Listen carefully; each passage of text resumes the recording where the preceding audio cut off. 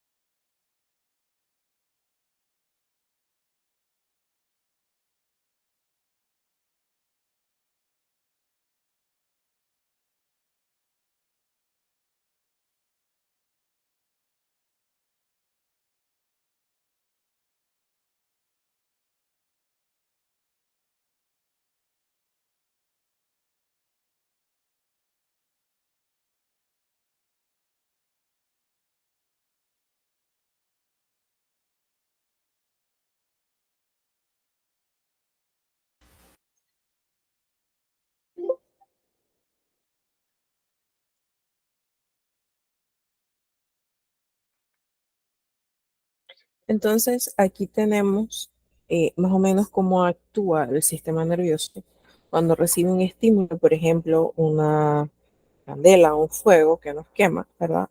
Se da un montón de procesos fisioquímicos, cambios de membrana, de permeabilidad. Se generan comunicaciones químicas, neurotransmisores, receptores, se modifica la membrana, hay aumento del potencial de membrana y entonces la señal va a la parte sensorial para entonces emitir una respuesta motora. Por su parte, el sistema nervioso autónomo lo podemos dividir en parasimpático y en simpático. El sistema parasimpático, aquel que podemos también llamar sistema de reserva de energía o de reposo. ¿Okay? Va a contraer las pupilas, las hace más pequeñas para disminuir la cantidad de luz o de imágenes que entran a través del ojo. Va a contraer las vías respiratorias, va a disminuir la frecuencia cardíaca, va a estimular la digestión, va a inhibir la liberación de azúcar, entre otras cosas. Mientras que el simpático es el sistema de oída o de respuesta, donde, por ejemplo, las pupilas se van a dilatar, se agrandan, permitiendo mayor cantidad de entrada de luz o de imágenes, el corazón se acelera, la presión aumenta, deja de hacerse los procesos de digestión y en los riñones, en las suprarrenales, empieza a segregarse eh, las hormonas que nos hacen estar activos. En potencial de acción, que fue lo que vimos, producto de el estímulo de poner la mano, por ejemplo, con el fuego, no es más que esa onda de descarga eléctrica que viaja a lo largo de la membrana celular y que modifica la distribución de la carga eléctrica. En el caso de la membrana neuronal o la respuesta del potencial de acción nervioso, vamos a tener una curva que inicia en reposo, vamos a recibir una estimulación que va a generar un pico de acción aumentando los milivoltios en la membrana de las células o de las neuronas, va a haber una repolarización celular y al final una hiperpolarización y volvemos de nuevo al reposo. Eso sucede cada vez que tenemos un estímulo visual, auditivo, de cualquier tipo. En el líquido cefalorraquídeo, entonces recordemos que el cerebro flota dentro de nuestro cráneo, dentro de la bóveda craneal, pero está suspendido en un líquido.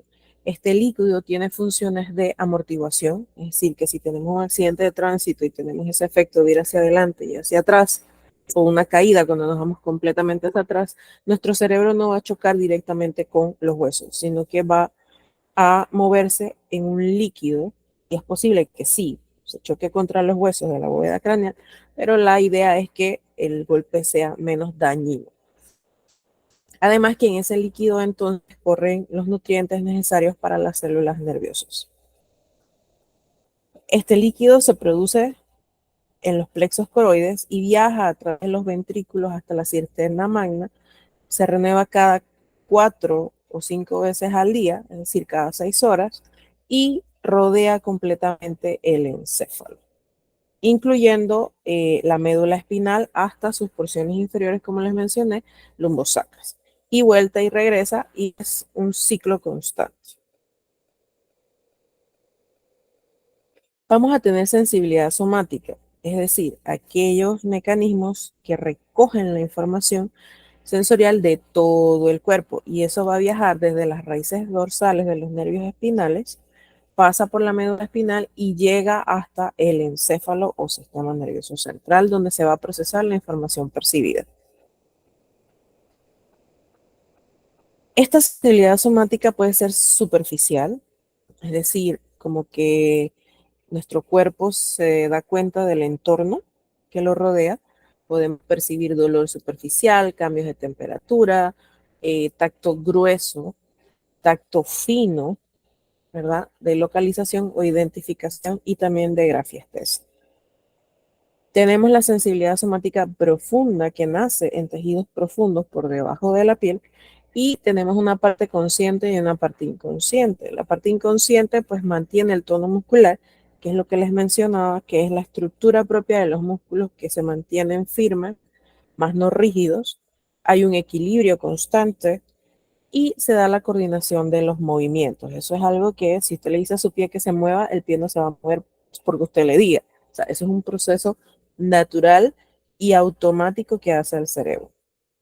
Nuestra parte consciente entonces sí va a tener sensibilidad a los cambios de presión, al peso, al dolor profundo, saber qué se movió alrededor nuestro y la sensibilidad a las vibraciones. Tenemos varias áreas en nuestro cerebro. Vamos a tener dos áreas somatosensoriales, la primaria y la secundaria.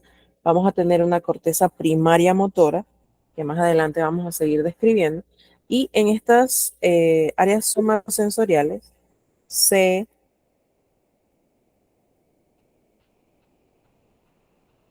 se recibe la información y se envía a la corteza primaria para dar una respuesta. Acá tenemos los homúnculos. Les mencionaba que homúnculo no es más que esta forma humanoide, pero deforme, que se utilizaba desde la antigua Grecia y Roma y que bueno, como podemos ver, no es igual en la parte sensorial que en la parte motora. Les mencionaba en la mañana que Para la parte sensorial somos muy perceptivos en nuestros labios, pero la respuesta motora no es tan eh, aumentada o frecuente. También en la parte sensorial, nuestro dedo índice tiene mayor sensación que el resto de los dedos, así como las piernas, el tronco y la cabeza, pues no son tan perceptivas, no perciben tantas cosas, no tienen tantos receptores. En la parte motora, entonces, si el índice es muy sensitivo, la parte motora, el pulgar, es el que da mayor respuesta y así toda la mano. Si ven, en este caso todos los dedos tienen el mismo tamaño y es porque nosotros hacemos todo con las manos. Incluso cuando estamos hablando inconscientemente, estamos moviendo las manos. Acá tenemos los dermatomas, es decir, cada raíz espinal que recibe su nombre de acuerdo a la parte o vértebra de donde salen, inervan distintas partes del cuerpo en formas de bandas. ¿Okay? Por ejemplo, vamos a agrandar aquí. La raíz nerviosa T4 inerva en forma de banda alrededor de las tetillas, tanto adelante como atrás, solo que atrás tiene forma de V invertida. Si vamos más abajo, entonces tenemos T10, torácica 10, que inerva en banda el ombligo por delante y por detrás en forma de V, y así sucesivamente el resto del cuerpo. En la sensibilidad visceral, visceral viene de vísceras, de órganos internos. En realidad los órganos no es que duelan, pero algunos órganos tienen una capa visceral, una membranita que los recubre y esa membrana sí puede tener, generar dolor. Podemos tener esa sensación interoceptiva o esteroceptiva. La interoceptiva, por ejemplo, sentir hambre, sentir sed, sentir deseo sexual, son cosas automáticas del cuerpo que responden a estímulos más que nada biológicos o fisiológicos. Hambre y sed, si no he comido, si no he bebido agua en todo el día, puedo tener sed, se me puede resecar la boca, se me pueden secar los labios, entre otras cosas. Eso en el aspecto general. En el aspecto especial de la interocepción, entonces esas ganas de orinar, que incluso si podemos controlar eh, la salida del orine, la sensación sigue allí porque es algo automático, igual que las ganas de ir a evacuar. En la parte exteroceptiva, en el aspecto general, podemos tener sensibilidad táctil, térmica, dolorosa, sensual en genitales y afines. Y en la parte especial, ese aroma, como les mencionaba en la mañana, a Navidad. El clásico olor del jamón con cerezas, piñas, clavito de olor, o el mismo olor del jamón en sí, o del pernil, o del pavo, ¿verdad? Son aromas que nos trasladan a momentos específicos. Igual que el aspecto de el gusto. Simplemente es esa sensación de sabores distintos en la lengua que generan otras respuestas. En cuanto a los órganos de los sentidos, son 5 sentidos, por lo tanto son 5 órganos correspondientes uno a cada sentido. Los sentidos, que por cierto, sentidos y órganos de los sentidos no es lo mismo. Los sentidos son la visión, el olfato, el gusto, la audición y el tacto.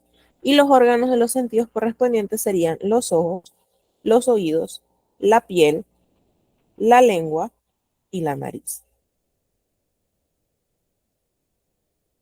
Eso nos lleva a los quimiorreceptores, que son sensaciones químicas, sustancias químicas que nos permiten traducir las sensaciones en acciones. Por ejemplo, oler algo rico va a hacer que se nos haga agua a la boca, va a generar salivación para preparar la boca y el sistema o el cuerpo para ingerir alimentos. La concentración de oxígeno, la concentración de dióxido de carbono en la sangre y algunos otros cambios a nivel corporal. Tenemos distintos tipos de receptores musculares y articulares. Acá tenemos algunos nombrados, las terminaciones nerviosas libres, los receptores de terminaciones vulvares, el receptor táctil del bulbo piloso, el corpúsculo de Pacini, el corpúsculo de Meissner, el de Krauss, el de Ruffini, el de Golgi y el uso muscular. Que no es más que el aparato tendinoso de Golgi y el uso muscular lo vamos a ver más adelante en la unión neuromuscular. Acá tenemos algunos receptores que están ubicados en la piel. Tenemos la ubicación, tenemos la función y tenemos la adaptación. La adaptación no es más que eso de sentir y dar respuesta. Si es rápida, si es lenta. Tenemos funciones de sexo, picor, calor, dolor lento, vibración baja, vibración alta, identificación de texturas, contacto inicial con objetos, peso, tacto, movimiento, presión continua, frío, calor, etc. En los receptores musculares vamos a tener mecanorreceptores, que son los que son los estímulos producidos por la deformidad. Los nociceptores responden a presión. Los receptores de estiramiento, que son los usos musculares y los órganos tendinosos de Golgi. Y obviamente las inervaciones. Cada axón va a unirse a una fibra muscular y va a permitir entonces las vías aferentes. Acá tenemos entonces el aparato de Golgi, el uso muscular, ¿verdad? El uso muscular no es más que las terminaciones espirales de los axones, los nervios, que van a abrazar una fibra muscular, ¿verdad? Esto sale de este pequeño pedacito que está aquí, donde estamos viendo una terminación nerviosa que se pega o finaliza pues al contacto con el músculo. Allí entonces vamos a tener por dentro el aparato de Golgi. Acá viene la neurona con el axón, las terminales axónicas que están como enmarañadas con todas esas fibras musculares, ¿ok? Y eso es lo que entonces genera la unión neuromuscular. Pero también tenemos sinapsis neuronales. Recuerden que al inicio de la clase les mencioné que las neuronas se unen dendrita con axón y forman una red. Bien, eso es una sinapsis neuronal. Pero también tenemos uniones neuromusculares, neurona músculo, y también tenemos neurona glándula. Eso va a depender de la ubicación del cuerpo y la función que esté ejerciendo esa unión o ese estímulo eléctrico. En esas uniones va a haber liberación de neurotransmisores que se pasan a la otra célula por receptores. Y en esos neurotransmisores va la información que necesito llevar yo a otro lugar, ya sea que sea la estimulación sensorial o la respuesta motora. Tenemos la unión neuromuscular, como ya les mencioné, viene la neurona motora y finaliza al unirse, por decirlo de alguna forma, a las fibras musculares. En los receptores articulares tenemos de respuesta rápida, lenta y los nociceptores. Eso va a depender del tipo de movimiento, incluyendo vibración, flexión y extensión. Las funciones de la médula espinal, recordemos que la piel es la vía aferente, la que lleva el estímulo, y la que trae la respuesta hacia el músculo es la parte eferente. Y esta es la médula espinal. Obviamente, eso va a otros lugares, ejerce ciertas respuestas antes de generar la respuesta final. Acá tenemos otra, ¿verdad? De las conexiones, la raíz sensitiva y la raíz motora. Vías ascendentes, cómo viaja la información, por dónde viaja la información. Vamos a las funciones motoras del encéfalo, como ya les había mencionado, el área sensitiva o somatosensorial primaria, secundaria. Tenemos la corteza primaria motora, el área suplementaria y el área premotora. Pero estas también responden a otro tipo de áreas dentro del encéfalo que responden a otros estímulos. El homúnculo motor, recordemos que la mano es mucho más importante que otras partes del cuerpo, la nariz, la boca, la lengua, entre otros. Acá están las otras áreas importantes del cerebro. Son áreas, sabemos que están allí, pero no sabemos la delimitación de las mismas. Por ejemplo, para el órgano de la visión, para el sentido de la visión, perdón, tenemos en la parte occipital un área específica para ello. Para poder hablar, tenemos el área de Broca y Wernicke. Broca está por acá en el frontal y Wernicke entre el temporal y el parietal. Tenemos entonces otras partes específicas para las habilidades manuales, la rotación de la cabeza, los movimientos oculares y la corteza primaria motora, pues que corresponde al homunco. Bien,